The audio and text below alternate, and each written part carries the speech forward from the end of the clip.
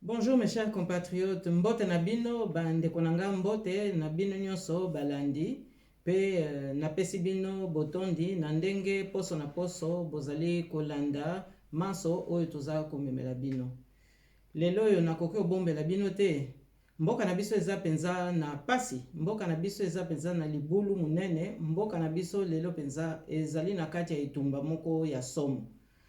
Kasi tokoki pe se décourager te. Alors poso oyo tomoni makambo ebele, ngai na bombi makambo misato oyo na kolobela bino. Tomoni makambo ya marche ya opposition, tomoni pe makambo ya mobembo oyo groupe ensemble kanaki asala na Congo Central, pe tokosukisa na makambo ya insécurité na kati ya mboka na biso Kinshasa. Ya liboso makambo ya marche ya opposition, bandeko na ngai nakanisi tokoki komikosa te. Totala nanu penza confusion oyo penza ekoti. Balobaki ezali marche moko pacifique pona ko réclamer pouvoir d'achat, pona ko réclamer o vie ezali cher. Mais tokamwe toye komona na kati ya marche wana ba mususu bayaki na ba revolver na loketo. Ba mususu bayaki pote ba provoquer. Mais ba mususu pe eza lokola bayebaki te nini ememaki bango wana. Po soki totali tête d'affiche penza ya marche wana, tomoni na kote moko M. Martin Fayulu, pe toye komona lisusu M. Augustin Matata Ponyo, toye lisusu komona M. Moïse Katumbi, pe tokobakisa lisusu na M. Delice Sanga. Mais liboso casting wana bandeko na ngai nakoki quand même kokamwa pamba te soki totali malamu. Monsieur Matata Mponyo alobaki kala mingi te ke ye mokonzi na ye ezali kaka Joseph Kabila Kanambe. Azali kaka ko considérer ye comme chef de l'État. Akoki pe ko bongo la mukongo na ye te na nzela na ye. Mais alors sikoyo toye komona nini? Tomoni lisusu ke na kote ya Monsieur Katumbi ba se réconciliaki na Joseph Kabila kala mingi te. Bino moko bomonaki manso elekaki na ndako nzambe moko kuna na Katanga. Et puis, M. Martin Fayulu lié moko pe asalaki lokola amende moko honorable boye pona koyokana na bango nyonso. Alors eza penza kokamwisa ngai penza tableau de bord wana. Parce que soki tokamati moto lokola Matata Ponyo, kala mingi te awa akamataki biki na ye, ake kokoma mukanda moko, akotisi pe Dr Mukwege na kati.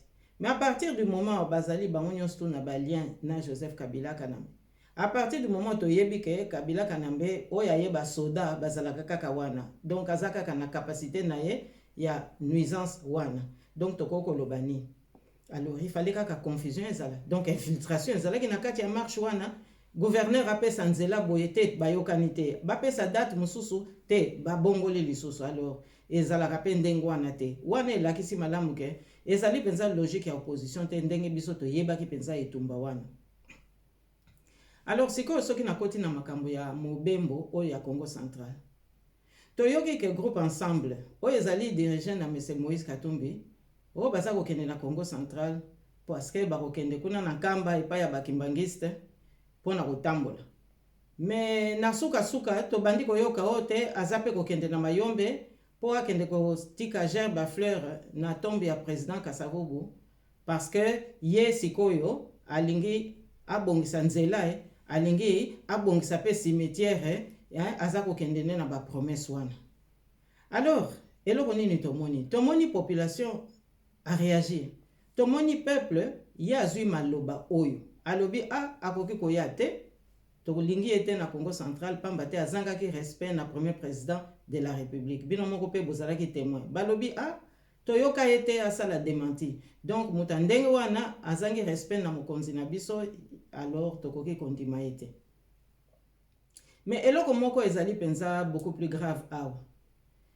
Gouverneur alobi na bango te bozelisa muke parce que makambo ya sécurité eza kosenga quand même natala yango penza na mozindo. Bango balingi koyoka yango te. Mais na kote na ngai eloko nini nga na yoki te. Na ye koyoka kaka Maman Justine lobi awa bato ensemble baza kokita na Congo Central. Nga na lobi mais on dirait que moi nungu ezali te bazo kende kaka.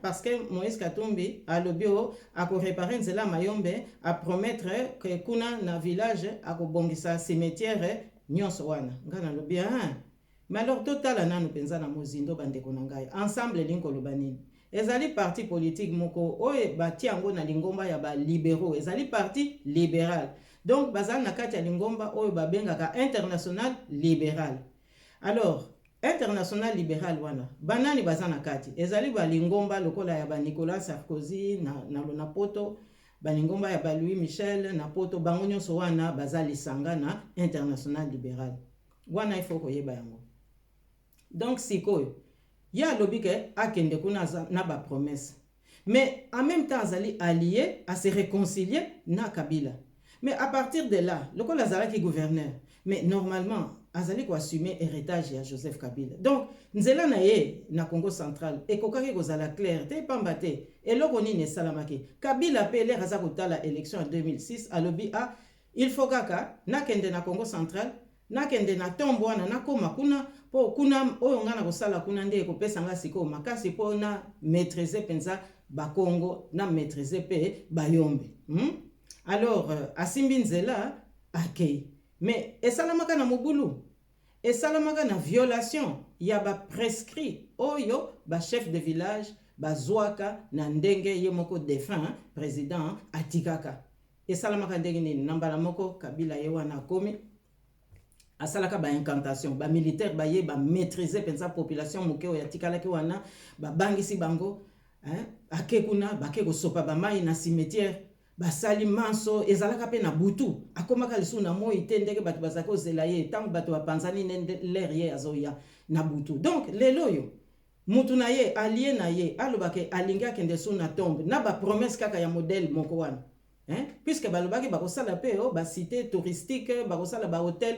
nyonso wana ezalaka nango lokuta alors il faut pas s'étonner que oyo baza ko accompagner Katumbi bayebisaki ye vérité te balandaki tango mosusu mbongo mais il fallait d'abord atala désordre wana est-ce que procédure ya réhabilitation morale et spirituelle esalamaki nanu te ezalaki en cours alors nyonso wana eza mpona koyebisa bino ke kuna na Congo central bakendeke ndenge wana te il faut koyeba d'abord ba tradition soki oza mwana mboka normalement oko koyeba yango mais soki oza mwana mboka te alors il faut kotuna bato mais évidemment azalaki certainement mal entouré ou bien na bateau bazalaki peu bien intentionné yango na makambo pe tourner nango au fiasco donc babiloko wana ezali tout à fait ba réalité locale alors na dernier élément bandeko nanga na ngina yebisa bino ya insécurité c'est vrai que mboka vraiment lelo eza na insécurité makasi naza koyoka penza ba critique ebele à juste titre pour na koloba que non Félix aza ko contrôler te d'accord mais ce que Félix aza ko contrôler te mais deal na ye na Kabila awa peto kuti lisusu Kabila yepe wana na kati elongo ya makambo alors ce qui ya zaka ko yoka na deal na Kabila donc linko koloba que Kabila ye ka mutaza na contrôle ya makambo donc nani aza na contrôle ya armée pour na ko assurer sécurité nani aza na contrôle ya police pour na ko assurer sécurité lorsque Félix aza ko sala va et vient na yewan nani muto azali ko pesa mibeko na armée pour bakende ko massacrer population et bien nyonso wana ezali makanisi pe ezali mituna na tiki yango peza na maboko na bino po boyeba exactement et pas wapi toko kotia mayele na biso nzamba zo senga biso tozala batu oyo baza juste ezali te que tozala ba justicier biso moko to se rendre justice non il faut tozala juste totala penza makambo na katikati po toyeba penza kote ya population voilà bandeko nanga naza ko souhaiter bino bon courage naza ko souhaiter pe bino bozala kaka na elikia victoire ezali na mona nzela kasi eza pe ko senga biso moko tosala pe makasi pe to mi pesa confiance po nde sika wana penza tozana mbeba encore voilà bandeko nanga na pesi bino losako pe to monani po sekoya